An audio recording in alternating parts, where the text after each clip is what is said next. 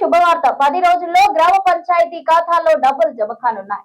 రాష్ట్రానికి విడుదల చేసిన 15వ ఆర్థిక సంఘం నిధులను 10 రోజుల్లోగా గ్రామ పంచాయతీ ఖాతాల్లో జమ చేయాలని కేంద్ర ప్రభుత్వం స్పష్టం చేస్తుంది. ఆలస్యమైతే ఆ నిధులను వడ్డీతో సహా లోకల్ బాడీలకు రాష్ట్ర ప్రభుత్వమే చెల్లించాల్సి ఉంటుంది. గ్రామ పంచాయతీలకు శుభవార్త 10 రోజుల్లో గ్రామ పంచాయతీ ఖాతాల్లో డబ్బులు జమ కానున్నాయి. రాష్ట్రానికి విడుదల చేసిన 15వ ఆర్థిక సంఘం నిధులను 10 రోజుల్లోగా గ్రామ పంచాయతీ ఖాతాల్లో జమ చేయాలని కేంద్ర ప్రభుత్వం స్పష్టం చేసింది.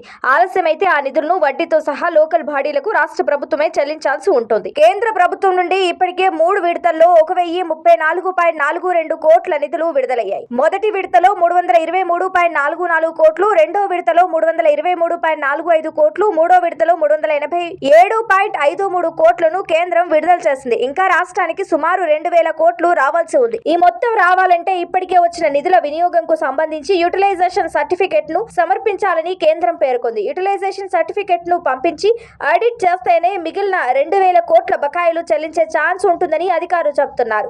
2011 జనాభా లెక్కల ఆధారంగా ఆర్థిక సంఘం నిధులను కేంద్రం విడుదల చేస్తోంది. 2011 జనాభా లెక్కల ఆధారంగా ఆర్థిక సంఘం నిధులను కేంద్రం విడుదల చేస్తోంది.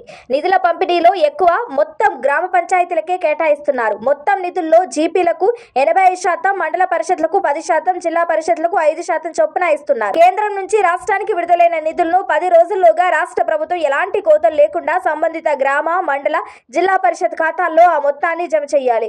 మరోవైపు ఈ నిధుల వినియోగంపై పంచాయతీరాజ్ శాఖ కూడా తాజాగా గైడ్ లైన్స్ ఇచ్చింది. గ్రామాల్లో పారిశుద్ధ్యం, వీధి దీపాల నిర్వహణ, తాగునీటి సరఫరా, ఇంటర్నల్ రోడ్ల మరమ్మతులు తదితర మౌలిక వసతులకే ఈ నిధులను వినియోగించాలని పంచాయతీరాజ్ శాఖ తాజాగా గైడ్ లైన్స్ లో స్పష్టం చేసింది.